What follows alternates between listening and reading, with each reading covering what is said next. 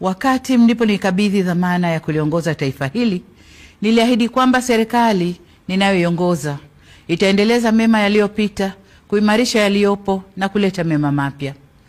Demokrasia yetu imeendelea kukua na kuimarika, hususan kupitia falsafa yetu ya R4 ambayo itaendelea kuwa nyenzo muhimu ya kukuza ushiriki na ushirikishwaji wa wananchi kwenye masuala muhimu kwa mustakabali wa nchi yetu.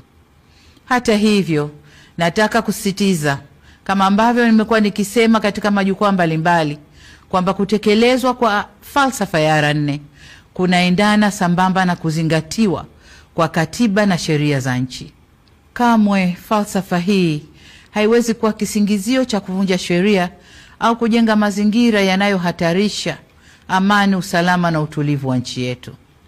Tutafanya uchaguzi wa kuwachagua Rais wa Jamhuri ya Muungano wa Tanzania na Rais wa Zanzibar na mwenyekiti wa Baraza la Mapinduzi, wabunge wa Bunge la Jamhuri ya Muungano wa Tanzania na wajumbe wa Baraza la Wawakilishi pamoja na madiwani.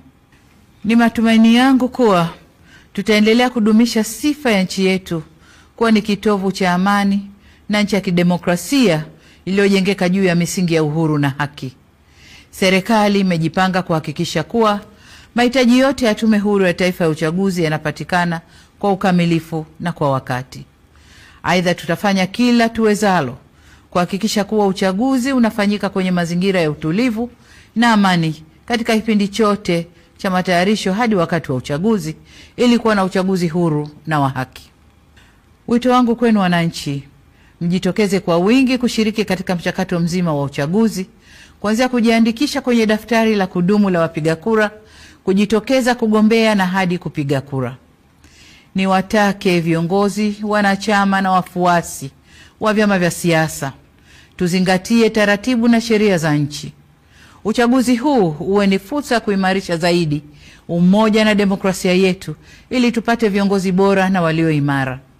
Kamwe tusiruhusu uchaguzi huu kuwa chanzo cha migogoro, chuki, mivutano na uvunjifu wa amani ndani ya vyama, baina ya vyama au nchini kwa ujumla. Niseme kuwa hakuna aliye juu ya sheria na wote tunatakiwa kuendesha shughuli zetu za kisiasa tukizingatia kuwa amani na usalama wa nchi ndio kipaumbele cha kwanza. Ndugu wananchi, ninapohitimisha hotuba yangu, nataka niwakumbushe kwamba wajibu wa kulinda, kutetea na kudumisha muungano ni wa kila Mtanzania. Waasisi wetu Mwalimu Nyerere na Sheikh Karume waliakisi muungano kwa kauli na matendo yao. Nasi hatuna budi kudumisha tunu hii ya taifa letu kwa kuimarisha misingi ya udugu, uzalendo, amani, mshikamano na umoja wa kitaifa. Hizo ndizo nguzo zinazoleta umadhubuti na uimara wa muungano huu. Tuilinde misingi hii ili tuweze kufikia matamanio ya waasisi wa taifa letu ya kuwa na taifa moja lenye nguvu zaidi kiuchumi, kisiasa, kijamii na kidiplomasia,